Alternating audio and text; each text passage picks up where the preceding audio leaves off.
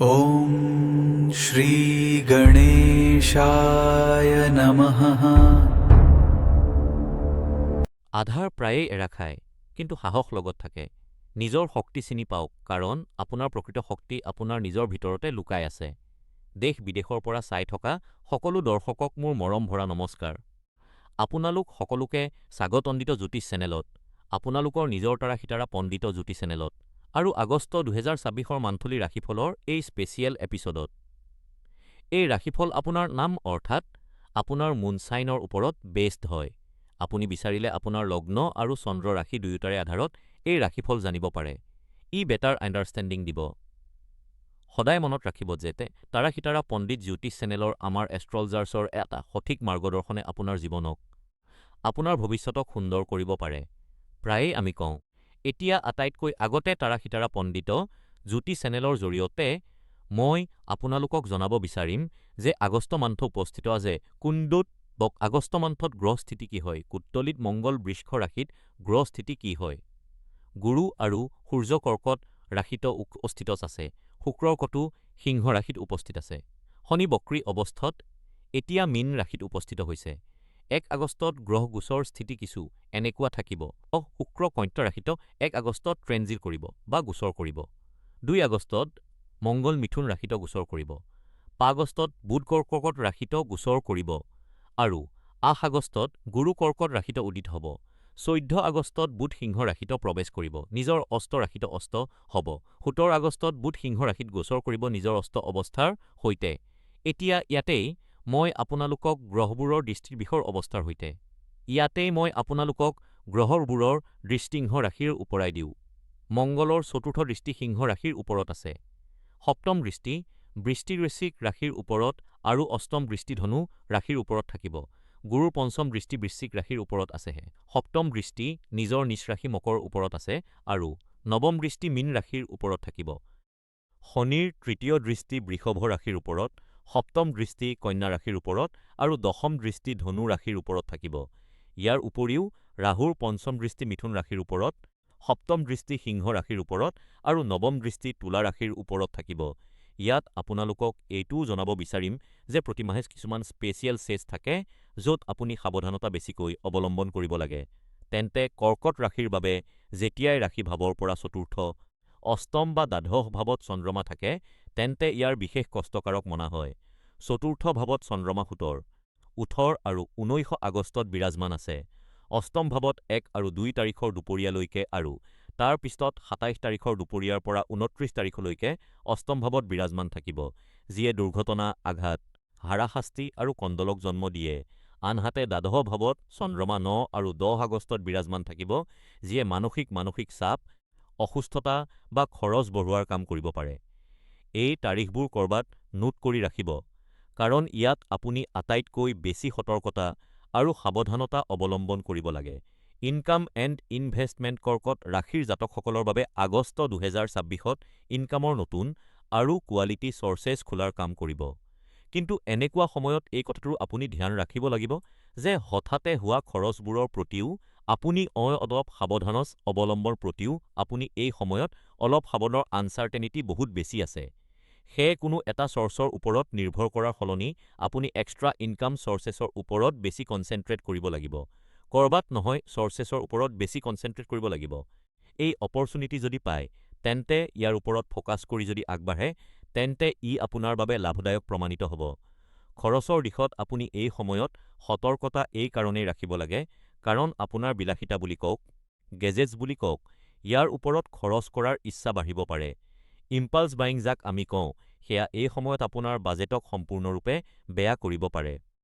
বিত্তীয় সুৰক্ষাৰ বাবে আপুনি এটা ইমাৰ্জেঞ্চি ফাণ্ড বনাই এই সময়ত চলিব লাগে, য'ত মাহৰ আৰম্ভণিতেই ইনকামৰ ১০ৰ পৰা ১৫% অংশ যি আছে সেয়া আপুনি বেলেগকৈ ৰাখি দিয়ক আৰু প্ৰয়াস কৰক যে তাক যিকোনো স্থিতিত আপুনি হাত নলগায় বা খৰচ নকৰে যেতিয়ালৈকে আটমোষ্ট ইম্পৰ্টেণ্ট নহয়। এনেকুৱা স্থিতি আহি গৈছে যে খৰচ ইয়াক কৰা নহ'ব, এই ফাণ্ডক যদি বাহিৰলৈ উলিওৱা নহয় তেন্তে হয়তো লোন ল'ব লগা হ'ব পাৰে। তেন্তে সেই স্থিতিতেই এই পইচাত হাত লগাব। তাৰ পিছত কথা আহে আপোনাৰ বাবে ইনভেষ্টমেণ্টছৰ। তেন্তে আগষ্ট ২০২৬ত কৰ্কট ৰাশিৰ বাবে ইনভেষ্টমেণ্টৰ আটাইতকৈ প্ৰভাৱী ৰাশিৰ বাবে ইনভেষ্টমেণ্টৰ আটাইতকৈ প্ৰভাৱী ৰাস্তা যি আছে সেয়া এছেট ক্লাছক ৰিবেলেন্স কৰাৰ হয়, য'ত আপুনি লক-ইন ইনভেষ্টমেণ্টছ যিবোৰ আছে পৰা বাচি। এনেকুৱাৰ হ'লে ইমিডিয়েটলি বা এনেকুৱা চ'ৰ্চেছত পইচা ল'ব লাগিব যিবোৰ লিকুইড হয়। দৰকাৰ হ'লে D3, D2, D7 জিপত ডিড কৰাৰ চ'ৰ্চিছ আছে, তাত পইচা আবদ্ধ কৰাৰ সলনি এই মাহত আপোনাৰ ধ্যান এনেকুৱা প্ৰফেশ্যনেল ইনভেষ্টমেণ্টছ বা প্ৰফেশ্যনেল চ'ৰ্চেছৰ দিশত লগাওক বা এইটো ক'ব পাৰি এনেকুৱা ইনকাম চ'ৰ্চ জেনেৰেট কৰি লগিয়ক যিয়ে ৰিকুৱাৰমেণ্ট হোৱাত ইমিডিয়েটলি আপোনাক পইচা দিব পাৰে। ক'ৰবাত নহয় ক'ৰবাত নিজৰ নলেজ বেছক বঢ়াব লাগিব, নিজৰ টেলেণ্ট বেছক বঢ়োৱা, নিজৰ স্কিল বেছক এই সময়ত পলিচ কৰা। এইটো আপোনাৰ বাবে বহুত বেছি ইম্পৰ্টেণ্ট প্ৰমাণিত হ'ব। যদি এনেকুৱা ঠাইত ইনভেষ্টমেণ্ট কৰে যিয়ে আপোনাক কোনো নতুন বস্তু শিকাৰ বাবে প্ৰেৰিত কৰে বা এইটো ক'ব পাৰি নতুন স্কিলক ডেভেলপ কৰে, তেন্তে ই মাৰ্কেটত ভাইবিলিটি আপোনাৰ বঢ়াই ৰাখিব, আপোনাৰ বিচৰা মূল্য আপুনি পাব পাৰিব। এনেকুৱা সময়ত যিকোনো হাই ৰিস্ক ইনভেষ্টমেণ্টছ স্কিম আছে, তাত পইচা লগোৱাৰ পৰা দূৰত থাকিব লাগিব, যিয়ে সপোন দেখুৱাই ১০০ কোটি, ১০ কোটি, ২০ কোটিৰ আৰু দিয়া আৰম্ভ কৰে আপুনি লাখ লাখ টকাৰে। তেন্তে এনেকুৱা স্থিতিৰ পৰা বাচি থাকিব লাগিব। এইটো কেৱল আৰু কেৱল ডাঙৰ সপোন দেখুওৱা স্কিম হ'ব পাৰে। আল্টিমেটলি যেতিয়া পইচা লাগে তেতিয়া ৰিকুৱাৰমেণ্ট আপোনাৰ পূৰণ কৰিব নোৱাৰিব। ইয়াৰ উপৰিও ১৪ৰ পৰা ২২ আগষ্টৰ মাজত এই যি টাইম পিৰিয়ড আছে, এই উইণ্ডো যি আছে, ই আপোনাৰ বাবে নিজৰ বিজনেছ পৰ্টফলিঅ' বুলি কওক, ইনভেষ্টমেণ্ট পৰ্টফলিঅ' বুলি কওক, ইয়াক ডিজিটেল অডিটৰ বাবে আপুনি আগবাঢ়িব লাগিব। এইটো ক'ব পাৰি বহুত ঠাইত আপুনি ছাবস্ক্ৰিপশ্যন লৈ বহি আছে। এতিয়া ছাবস্ক্ৰিপশ্যন ইউজ হোৱা নাই, অটো ডেবিটৰ ফিচাৰ ইয়াত অন আছে, নিজৰ মতে পিছৰ পৰা পইচা গায়ব হৈ গৈ থাকে। তেন্তে ইয়াৰ ওপৰত আপোনাৰ এনেকুৱা ছাবস্ক্ৰিপশ্যনছ হ'ব পাৰে যিবোৰ আননেচেচাৰী হয়, তাক দি আপোনাৰ পইচাক বচোৱাৰ দিশত বহুত বেছি মহত্বপূৰ্ণ প্ৰমাণিত হ'বলৈ গৈ আছে।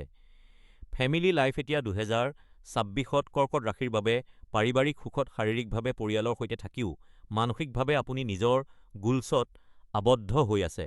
সম্পৰ্কবোৰত দূৰত্ব ফিল কৰিব। এই স্থিতিক শুধৰাবলৈ ঘৰত এণ্টাৰ কৰাৰ আগতে যি কামৰ হেঁচা আছে, কামৰ ভিতৰত যি হাৰাশাস্তি আছে, বছে আজি কিবা কৈ দিছে তাক বাহিৰত এৰি দিয়ক। ফেমিলি টাইমৰ ওপৰত ফ'কাছ বেছিকৈ কৰিব লাগিব। ঘৰত সৰু ল'ৰা-ছোৱালী আছে, তেন্তে তেওঁলোকৰ সৈতে সময় স্পেণ্ড কৰিব লাগে। তেওঁলোকক গ্ৰ' হোৱা চাব লাগে। এই যি ছেটিছফেকশ্যন আছে, এই যে বছৰ গালি আছে, ধমকি আছে, কামৰ ষ্ট্ৰেছ আছে, এই সকলোবোৰ নোহোৱা হৈ যাব। কিছু সময়ৰ কথা হয়, আকৌ সঠিক সময় আহে, সকলোবোৰ আকৌ সঠিক ৰেগুলাৰ হৈ যায়। কিন্তু ঘৰত যি ল'ৰা-ছোৱালী আছে, তেওঁলোকক ডাঙৰ হোৱা চোৱা, তাৰ যি সুখ আছে তাক এনজয় কৰাৰ চান্স এতিয়া আপোনাৰ হাতত আছে। তাৰ ওপৰত ফ'কাছ কৰাটো জৰুৰী। ৮ আগষ্টৰ পৰা এক বহুত পজিটিভ চেঞ্জ আপুনি দেখিবলৈ পাব। ঘৰৰ জ্যেষ্ঠসকলৰ সৈতে যি বৈচাৰিক মতভেদ চলি আছে, সেয়া কম হোৱা আৰম্ভ হ'ব। এইটো ক'ব পাৰি ইণ্টাৰ-জেনেৰেশ্যনেল ব্ৰিজিঙৰ কাম ইয়াত আৰম্ভ হ'ব। নিজৰ কথা জাপি দিয়াৰ সলনি জ্যেষ্ঠসকলৰ পৰা পৰামৰ্শ বিচাৰক। ই সম্পৰ্কবোৰত মিঠা লৈ আহিব, ৰিছপেক্ট বঢ়াব।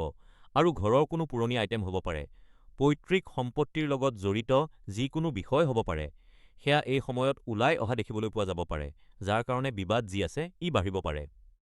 এই বিবাদক বঢ়োৱাৰ সলনি ঘৰক ব্যৱস্থিত কৰা বা আকৌ ৰিনোভেশ্যনৰ দিশত যদি আপুনি কোনো অপৰচুনিটি পায়, তেন্তে তাত ইনভেষ্ট কৰা, তাৰ লগত জড়িত কথা পতা, এইটো বুজাবুজি প্ৰমাণিত হ'ব। ষ্টুডেণ্টছ এণ্ড এডুকেশ্যন আগষ্ট ২০২৬ত কৰ্কট ৰাশিৰ যিসকল ষ্টুডেণ্টছ আছে, য'ত আপুনি বহুত বেছি সময় পঢ়াৰ সলনি ডিপ ৱৰ্ক, অৰ্থাৎ সময়ত কেৱল এটা বিষয়ৰ গভীৰতালৈ যোৱাৰ টেকনিক গ্ৰহণ কৰিব লাগিব। কেতুৰ কাৰণে ভটকাবৰ পৰা বাচিবলৈ মাল্টিটাস্কিং সম্পূৰ্ণৰূপে এৰিব লাগিব। কনচেনট্ৰেশ্যন যি আছে এটা ছাবজেক্টৰ ওপৰত কৰিব লাগিব, কাৰণ ই মনত ৰখাৰ ক্ষমতাক বঢ়োৱাৰ কাম কৰিব। এক এক কৰি ছাবজেক্টৰ ওপৰত ফ'কাছ কৰিব। যেতিয়া ৰিভিজন হৈ যায়, তাৰ পিছত আগবাঢ়ক। ৮ আগষ্টৰ পৰা আপোনাক এক সঠিক মাৰ্গদৰ্শক বা মেণ্টৰ মিলিব পাৰে, সেয়ে এই সময়ছোৱাত আত্মনিৰ্ভৰ হোৱাৰ সলনি যিকোনো এনেকুৱা এক্সপাৰ্টৰ অপিনিয়ন, মেণ্টৰৰ গাইডেন্স, এইটো লোৱাটোৱে আপোনাৰ সময়ক, যি আপুনি এনে সময় বৰবাদ কৰে, তাৰ পৰা বচাব পাৰে। বহুত ইফেক্টিভ ৱৰ্কেবিলিটি বনাব পাৰে।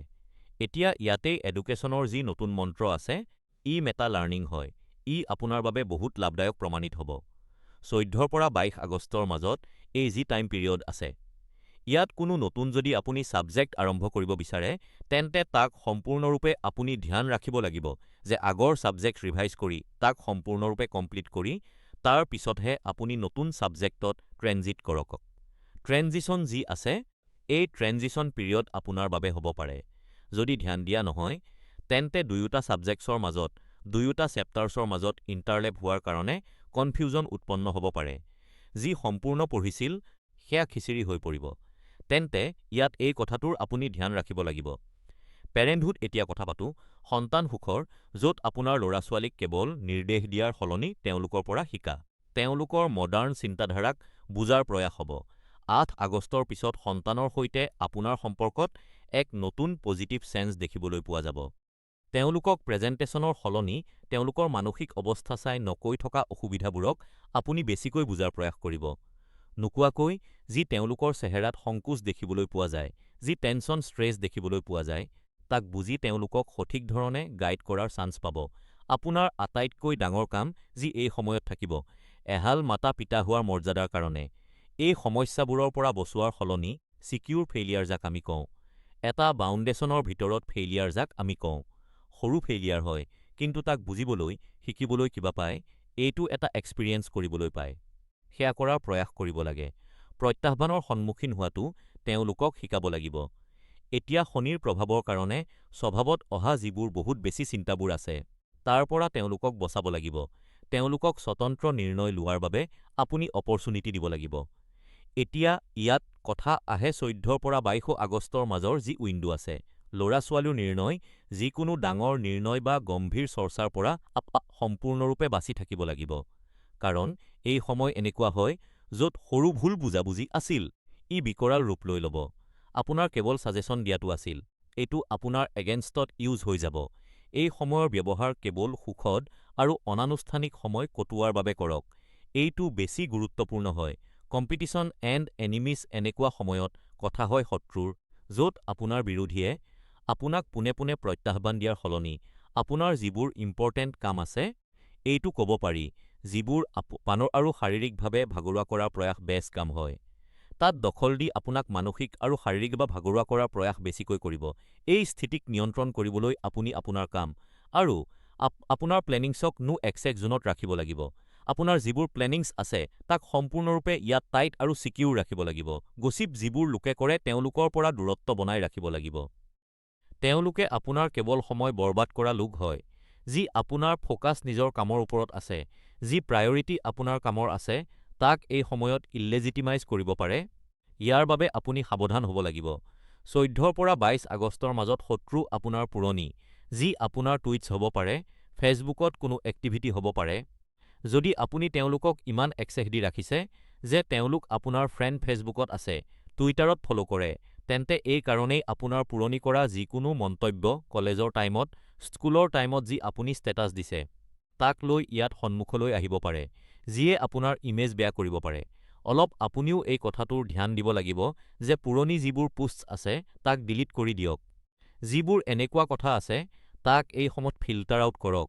যি অনলাইন আপোনাৰ এই সময়ত প্ৰফেশ্যনেল ডিটাচমেণ্টৰ কথা আছে, তাৰ ওপৰত ফ'কাছ কৰক। আটাইতকৈ ডাঙৰ বিজয়ৰ মন্ত্ৰ ইয়াত এটা আছে, প্ৰত্যেক স্থিতিত আনুষ্ঠানিক আৰু শান্ত প্ৰতিক্ৰিয়া দিয়া, শান্ত আৰু কম্পোজ হৈ থকা। এনেকুৱা সময়ত আপোনাক উত্তেজিত কৰাৰ প্ৰয়াস কৰা হয়। কিন্তু আপুনি এনেকুৱা সময়ত স্থিৰ হৈ থাকে, নিজৰ শত্ৰুৰ উস্তনিৰ ওপৰত ইয়াত হাৰাশাস্তি নহয়। এইটো আটাইতকৈ ডাঙৰ আপোনাৰ অস্ত্ৰ হ'ব পাৰে। আপোনাৰ যি উত্তেজিত মন আছে, ই আপোনাৰ বিৰোধী হ'ব পাৰে। এই কাৰণেই অলপ সাৱধানতাৰে যিয়ে আপুনি কথা পাতে, যিয়েই সঞ্চাৰ কৰে, সেয়া আপুনি মনোযোগেৰে কৰিব লাগিব। হেল্থ আগষ্ট ২০২৬ত কৰ্কট ৰাশিৰ বাবে শৰীৰ আটাইতকৈ বেছি ইম্পৰ্টেণ্ট হয়, আৰু তাতোকৈ বেছি ইম্পৰ্টেণ্ট মানসিক চাপ হয়, যাৰ কাৰণে টোপনিৰ অভাৱ বুলি কওক, মাচলছত ষ্ট্ৰেইন বুলি কওক, ডেস্ক ৱৰ্কৰ কাৰণে কান্ধ, ডিঙি ইয়াৰ লগত জড়িত হাৰাশাস্তি বুলি কওক, এইবোৰ উৎপন্ন হ'ব পাৰে। এই মাহত আপোনাৰ বাবে আটাইতকৈ ডাঙৰ স্বাস্থ্যৰ ভাবুকি যি আছে, সেয়া আপোনাৰ ডাইজেশ্যন ছিষ্টেম হয় আৰু মুড হয়, মানসিক স্থিতি হয়। সেয়ে ইম'চনেল ইটিং কৰাৰ পৰা বাচিব লাগিব, অভাৰ ইটিং কৰাৰ পৰা বাচিব লাগিব। আপোনাৰ বাবে এই সময়ত আটাইতকৈ বেছি ইম্পৰ্টেণ্ট এটা ছাজেশ্যন মই দিম। স্ক্ৰীনক ৱাৰ্ম লাইট ফিল্টাৰত আপুনি চেঞ্জ কৰিব লাগে। এই যি ব্লু স্ক্ৰীনৰ কাৰণে ষ্ট্ৰেছ আছে, ৰাতি টোপনি নহাৰ প্ৰব্লেম আছে, সেয়া ইয়াত দেখিবলৈ পোৱা যাব পাৰে। এতিয়া ইয়াতেই ইয়াৰো ধ্যান দিব লাগিব।